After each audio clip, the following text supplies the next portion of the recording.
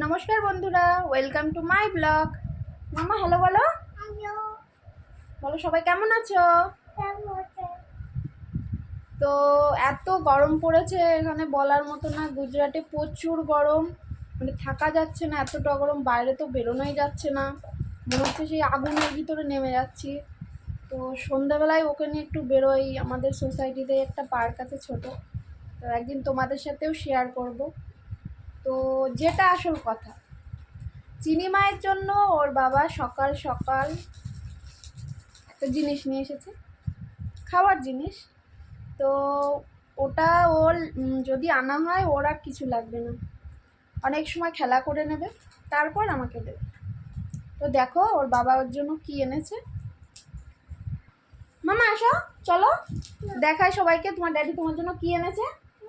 চলো দেখাই, সবাইকে বলো চলো। তো এই দেখো, দেখো চিনিমা কি করে, দেখো। মাম্মা এটা কি? কি মাছ? এখানে আসো না। মাম্মা ওখানে ভীষণ গরম, ওখানে যাবো না, এখানে বসেই কাটবো। আসো। খেলা করো মাম্মা। কি মাছ ওটা? আমি চিংড়ি মাছ বলি।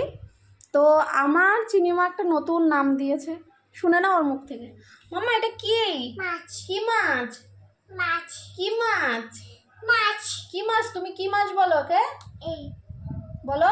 এ মাছ বলো। মামা বলো কি মাছ বলো? দুষ্টু মাছ। দুষ্টু মাছ? তোমার মতনই দুষ্টু। তো চলো এবার মাছগুলোকে পরিষ্কার করে নিই, নাহলে রান্না করতে আমার প্রচুর দেরি হয়ে যায়। গরমে তো একটু ভালো লাগছে না, সারাক্ষণ মনে হচ্ছে চিনিকে নিয়ে বসেই থাকি। তো চলো মাছগুলোকে কেটে নিই। তো চলো মাছগুলোকে এবার পরিষ্কার করে নিই।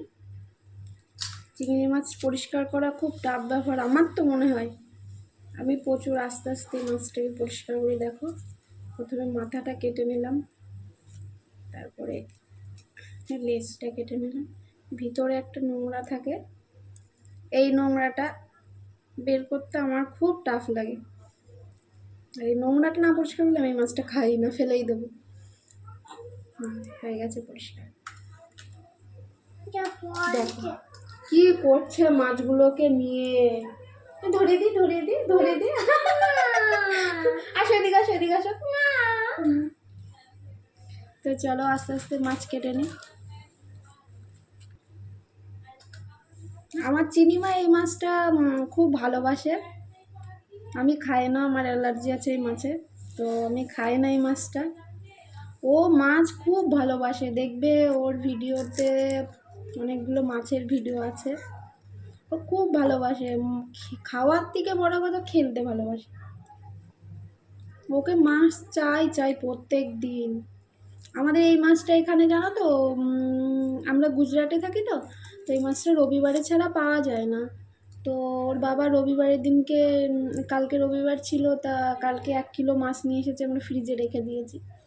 ফ্রিজে রাখলে খারাপ হয় না, ওর বাবা বলে যে ভেজে রাখবে না, মানে মাছের দোকানতেই বলে দিয়েছে ফ্রিজে ভেজে রাখলে না কেমন একটা কালো কালো হয়ে যায়, তো রান্না করলে না আরও কালো হয়ে যায়। চিনি খেতে চায় না, ওর বাবাও খেতে চায় না। ওই জন্য আমি এই মাছটা এরকম রেখে দিই, যেদিনকে আমার দরকার হয় সেদিনকে বের করে কেটে নিই। এটাকে দিয়ে চিনিকে আজকে ভাত খাবে। কে চিনি ভাত খাবে তো এই দিয়ে? খাবে তো? তুমি কি খাচ্ছ? আমাকে একটু দাও না। কেন? আমাকে দেবে না? তাহলে আমিও চিংড়ি মাছ আজকে দেবো না তোমাকে, দুষ্টু মাছ দেবো না। না দেবো না, তুমি আমাকে দাও।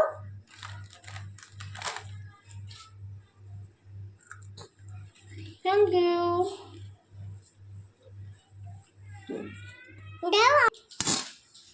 তো দেখো বন্ধুরা আমার মাছ কাটা কমপ্লিট। তো এটা আমি এবার ধুয়ে নেবো ভালো করে। তো চলো মাছটাকে ধুয়ে নিই। তো এই দেখো মাছটাকে ধুতে চলে এসেছি। তো আমার এই জল ভরা দেখে তোমরা হয়তো ভাবছো যে আমি এরকম জল ভরে রাখি কেন। এখানে না সমুদ্রের জল মোটর চালালেও পুরো নোনা জল বেরোয়, তাই নোনা জল দিয়ে ধুলে কী হয় না, আমি প্রথম জানতাম না এসে, তো মাছ পর্যন্ত নোনা জল দিয়ে ধুয়ে ফেলতাম। তো ধুলে কী হতো, আমি তরকারিটা না চেখে দেখতাম না, পরে ওর বাবা খেয়ে বলতো কি একদম নুনে পোড়া হয়েছে। তো আমি প্রথম বুঝতে পারতাম না, তারপরে বুঝতে পারি যে নোনা জল দিয়ে ধুচ্ছি বলে এরকম হয়েছে। তারপরে এরকম স্নান করার সময় ওই জল দিয়ে স্নান করলে না প্রচণ্ড ইনফেকশান হয়ে যায়। আমার মনাদের চোখে মুখে লাগলে তো চোখটা পুরো জ্বালা করে, পুরো নোনা জল একদম সমুদ্রের জল। তো দুটোর সময় জল আসে, আমরা জলটা ভরে রেখে দিই স্নান করার জন্য, রান্নার জন্য, আর খাওয়ার জল তো কিনে নিই। তো চলো মাছটাকে ভালো করে ধুয়ে নিই। মামা জল দাও।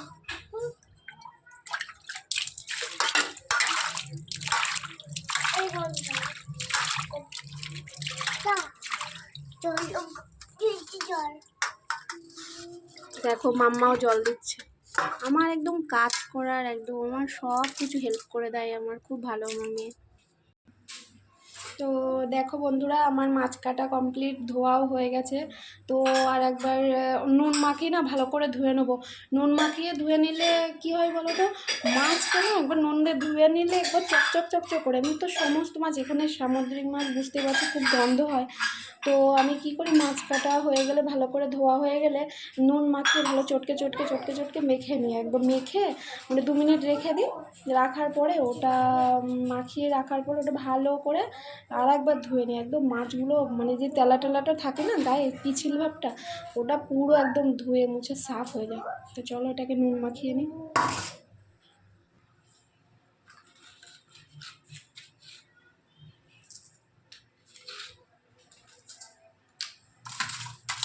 তো দেখো ভালো করে নুন মাখিয়ে চটকে একদম 2 মিনিট রেখে দেবো। বুঝেছো, এরকম গাজা বেরোচ্ছে, সমুদ্রের মাছ তো এখানকার, পুরো প্রচুর গাজা বেরোয়, মনে হয় কি সাপ দিয়ে রেখেছে। আর 2 মিনিট রেখে দেবো। তো দেখো আমি মাছটাকে 2 মিনিট মাখিয়ে রেখেছিলাম, তারপরে আবার ধুয়ে মুছে একদম মানে মুছে কেন উল্টোপাল্টা কী বলে যাচ্ছি। তো নুন আর হলুদ মাখিয়ে রেখে দিলাম। তো তোমরা হয়তো ভাবছি এই কটা মাছ নিয়ে কী হবে, আমি খাই না, আমার অ্যালার্জি আছে, ওর বাবাও খায় না সেরকম একটা, 1 পিস নেবে, তো ওর জন্যই এটা দেব। তো তোমরা চিনিমাকে অনেক ভালোবাসা দিয়েছো, তো আমি চাই তোমরা আরও ওকে সাপোর্ট করো। কেননা ওর নিয়ে একটা স্টোরি আছে, তোমাদের সাথে আমি সেটা শেয়ার করব। তো ওটা খুব স্যাড স্টোরি, মানে তোমাদের সাথে শেয়ার করব আমি। তো ব্লগটা কেমন লাগলো জানিও। তো বেশি বড় করব না ব্লগটা, তো চলে আসবো আবার নতুন একটা ভিডিও নিয়ে। তোমরা প্লিজ একটা সাবস্ক্রাইব করে দিও আমার চিনিমার জন্য। চিনিমা বাই বাই করো, বলো লাইক করো, বাই।